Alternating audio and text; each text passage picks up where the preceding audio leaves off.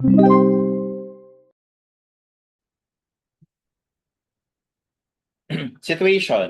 A 25-meter long girder of a bridge is simply supported at the right end, and at 3 meters from the left end, it is subjected to a highway lane load consisting of a uniformly distributed load and a concentrated load as follows. You are given uniformly distributed load of 9.35 kilonewton per meter. Concentrated load for moment is 80 kilonewton and the concentrated load for shear is 115.7 kilonewton. So what is the maximum midspan? Meaning in between the supports no, of positive moment. So bali, drawing muna natin yung beam. So yung beam ganito itsura. So ano daw siya? Sa right end, merong support. Simple support lang naman eh. Tapos sa left end, 3 meters. So bali, meron ka ditong 3 meters na offset or na overhang. Okay? So ganyan. Tapos ito, 3 meters.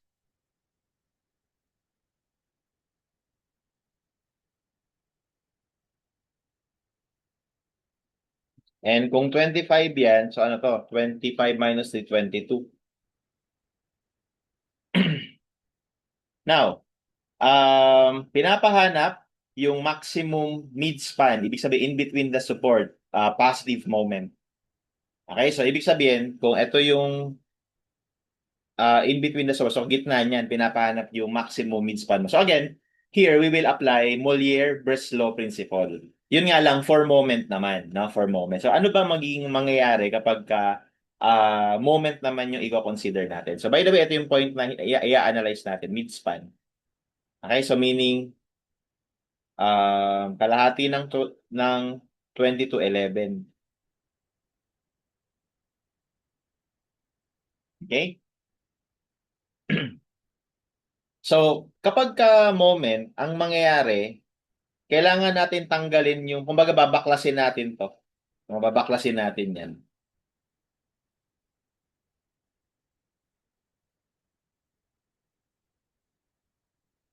So, para lang ma-imagine.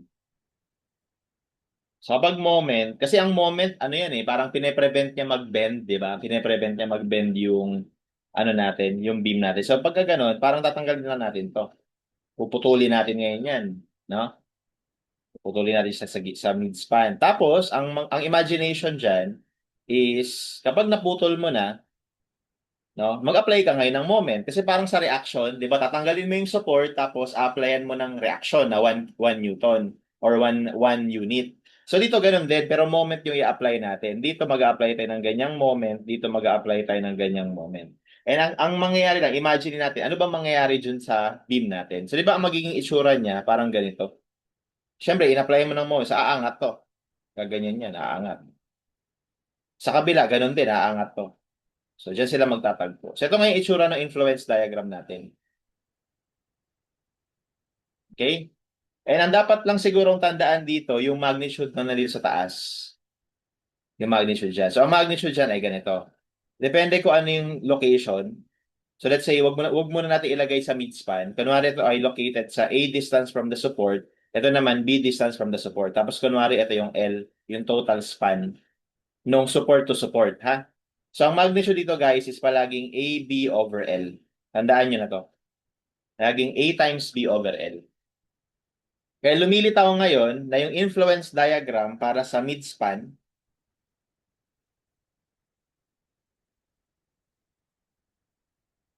influence line for moment at midspan, ang itsura ganito.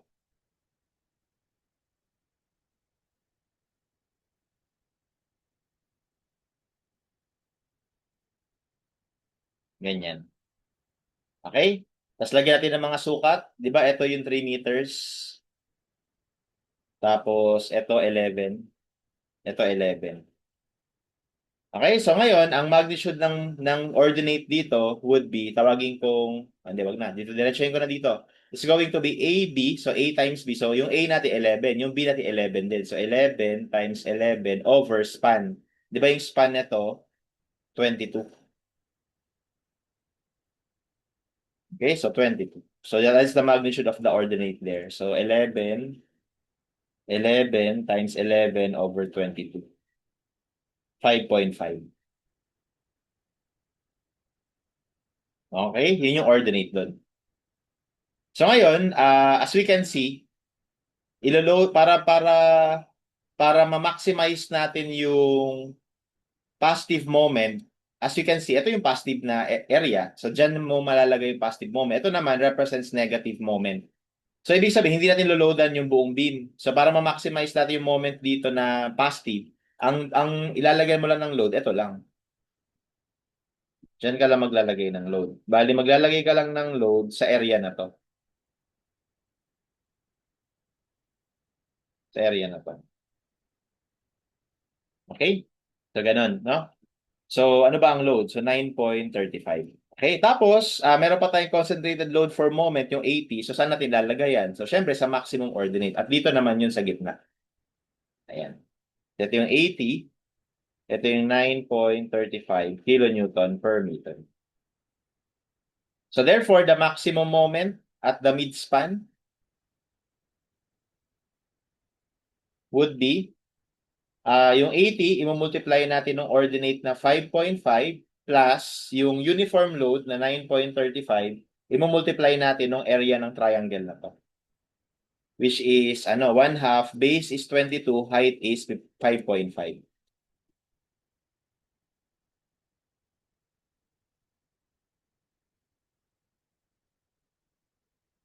Okay, so that is the maximum midspan moment.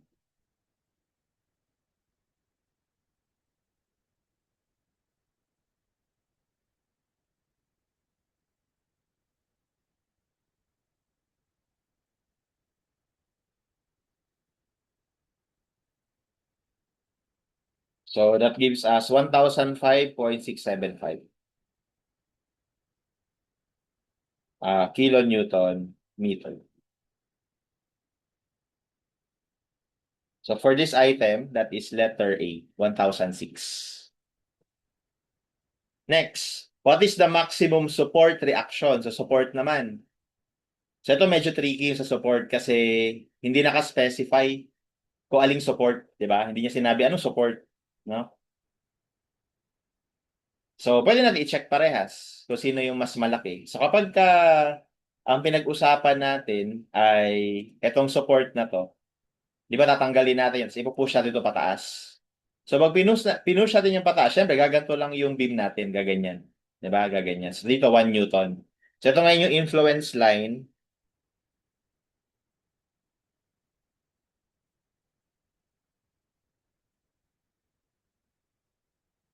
of reaction at the left.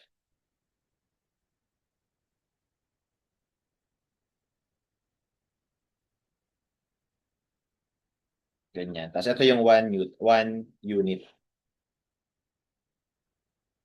Okay? So, ganyan yung reaction niya. Kapag naman ang pinag-usapan is ito namang nasa right, so magiging itsura naman ng influence line, tatanggalin mo to, tapos itutulak mo to pataas. So, aangat to, tapos ito bababa. So, ganyan yung itsura ng influence line. Okay? Ay, sorry. Ano pala to? Sa right, rather. Hindi left. Ito yung reaction sa right. Okay? Tama nga. Sorry. Nalito ako sa left and right. Yung una pala, tama yun, left. Ito yung influence line ng reaction dito sa left, di ba? So kapag yung right naman yung pinag-usapan natin, ang itsura ng influence line, ganito.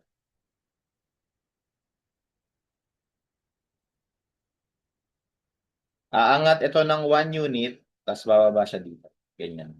So ito ay 1. Okay? And between the two, alin kaya dyan yung may mas malaki na reaction? So I believe ito yun. Kasi ito, ang maximum ordinate niya ng 1. Dito, lalagpas pa to ng 1 eh. 'Di ba? Tapos lahat 'yan iisa lang yung sign, positive lang. Dito kasi meron kang positive, meron ka pang negative. Kaya parang dito ang loloadan mo lang para ma-maximize yung reaction sa right support. Right na to sa right support.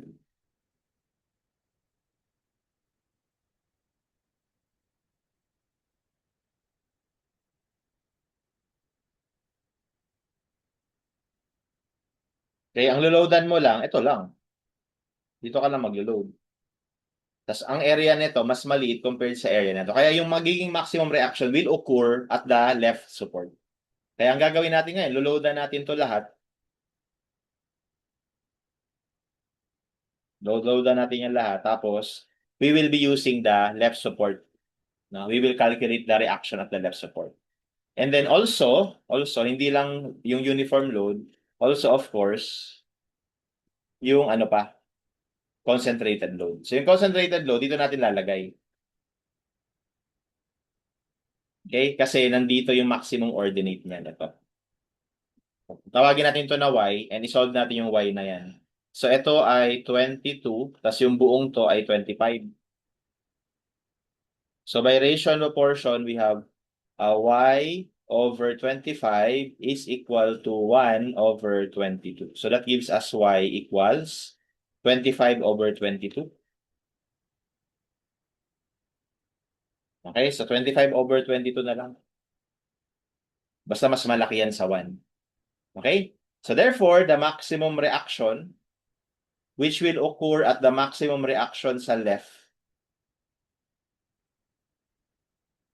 to be equal to, o nga pala, you have to be careful. Yung concentrated load na gagamitin na natin dito is yung para sa shear kasi reaction na yung pinag-uusapan. Hindi na moment. No? So itong 115.7. While yung uniform load is still 9.35.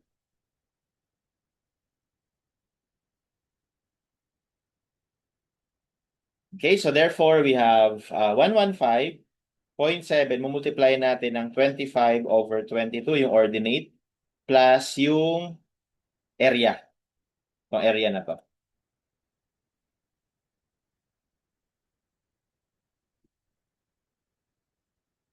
So we have 9.35 times area. 1/2, ang base ay 25, ang height ay 25 over 22. Ayan. So that will be our maximum reaction.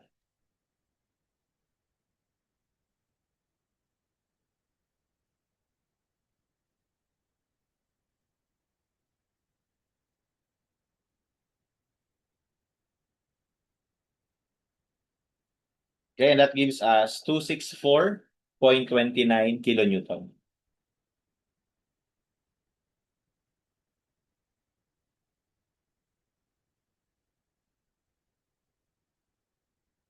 Okay?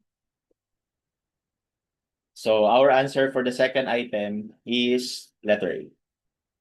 And lastly, what is the maximum negative moment at the midspan ulit? So bali dito sa number 3, pinapahanap lang maximum moment dito pa rin sa midspan. So ibig sabihin, we can still adapt itong influence line na to. So magagamit pa rin natin itong influence line na to. Okay? So yun nga lang, gusto mo negative naman. So ibig sabihin, saan mo ilo-load ngayon yung mga loads na to para makuha mo naman negative? Eh dito naman. Dito mo lalagay yung uniform load, tapos dito mo lalagay yung concentrated load kasi ito yung negative ordinate. So ganun lang yung mangyayari. Okay? So if I may redo that, if I may redraw.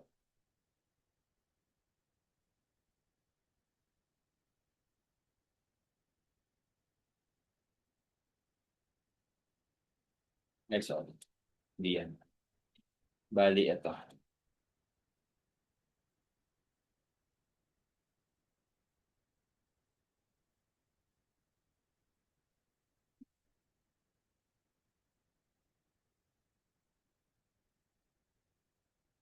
So ito yung influence line niya, no? At the midspan pa rin, ha?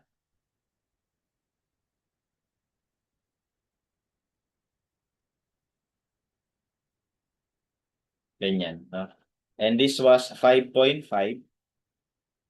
This is 11, 11, tapos 3. Okay, and dahil dito natin i-load yung uniform at saka concentrated para ma-produce yung negative moment dun sa midspan. So, kailangan ko naman tong ordinate na to. Tawagin ko na lang na y3. Yan. So, yung ordinate na yan can be solved by, again, ratio and proportion. Itong triangle na to, similar dito. So, by ratio and proportion, we have y3 is to 3 is equal to 5.5 is to 11. So therefore, y3 is 5.5 times 3 over 11. So that is 1.5.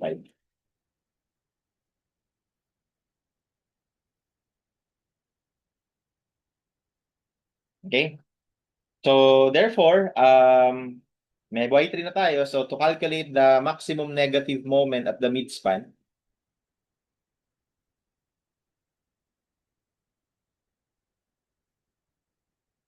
that is yung 80, multiply natin ng 1.5, and then plus yung area nito. Yung uniform load times yung area nito. 1/2, base is 3, height is 1.5.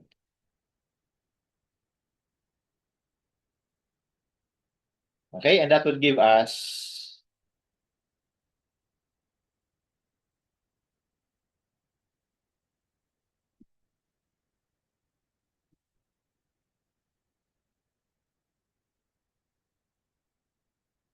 okay, so 141.04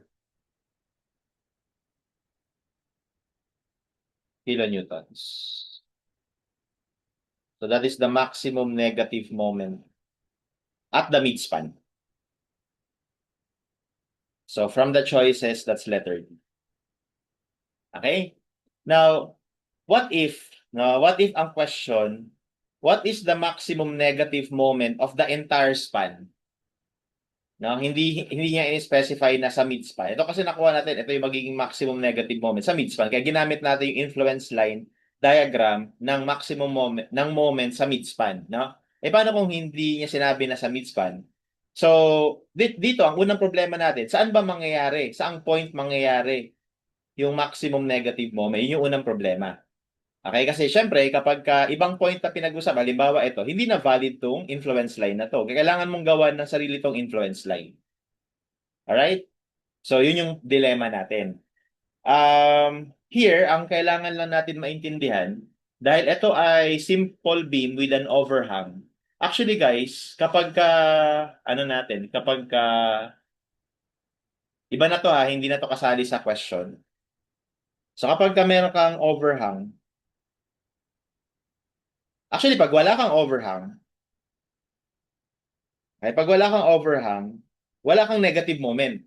Di ba? Kapag wala kang overhang, wala kang negative moment. Kumbaga ganito. Kunwari ganito. Nandyan. Wala kang negative moment dyan. Nagkaka-negative moment lang tayo dito dahil merong overhang. Okay? And actually, ganito ang itsura ng moment tayo. So, kailangan lang familiar ka eh. Pag niloadan ko to lahat, ang magiging itsura ng moment diagram niyan, no? So, moment diagram to, hindi influence line. Ganito. May negative moment ka dito, tapos may positive ka dyan somewhere. Ayan. Yan yung itsura niya. Tapos ito yung negative maximum moment. Andito yung positive maximum moment. Okay? And paano ba natin ma-achieve yung pinakamalaki to? So actually, ito, nabawasan to eh. Kasi niloadan mo to dito. Ngayon, kung tatanggalin mo yan, di ba tatanggalin mo to?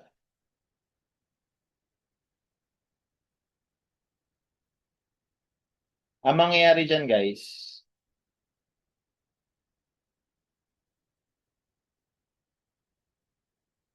di ba, buburahin ko to.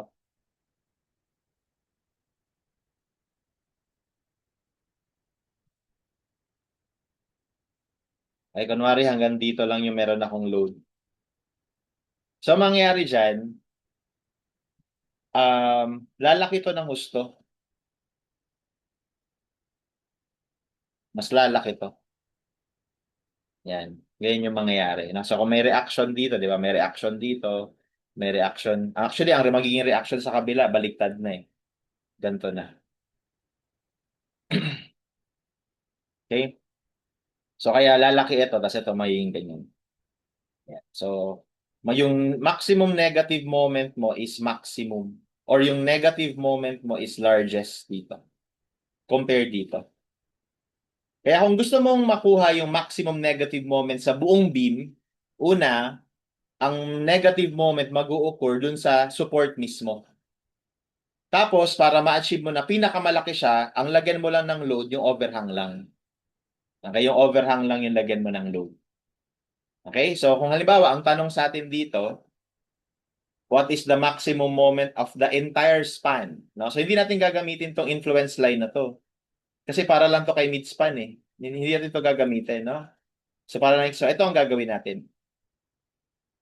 Okay, so the maximum negative moment of the whole span occurs at the moment at the left support. Okay? And ang mangyayari, ang loloadan mo lang, ito lang. So, bali, ganito mangyayari. Ito ay 9.35 kilonewton per meter. Tapos, ang ilagay mo na load na concentrated dito sa dulo para mas lumaki yung moment palalo. Ganyan. So, di ba 3 meters ito? So, ang gawin mo, mag-method of section ka na lang dito. Yan. So, method of section ka. So, mag-moment ka lang dyan sa point na yan. So, pag nag-moment tayo sa point na yan, we have 80 times 3 plus yung moment ng 9 so 9.35 times 3 times half ng 3. And that will give you a maximum possible negative moment of 80 times 3 plus 9.35 times 3 times 1.5. And that gives us 282.075. Ito yung maximum negative moment ng buong span. Okay? If yun yung tanong. No? Dito kasi ang tanong, what is the maximum negative moment at the midspan? Kaya ang ginamit pa rin natin is yung influence line diagram nung sa midspan. Alright?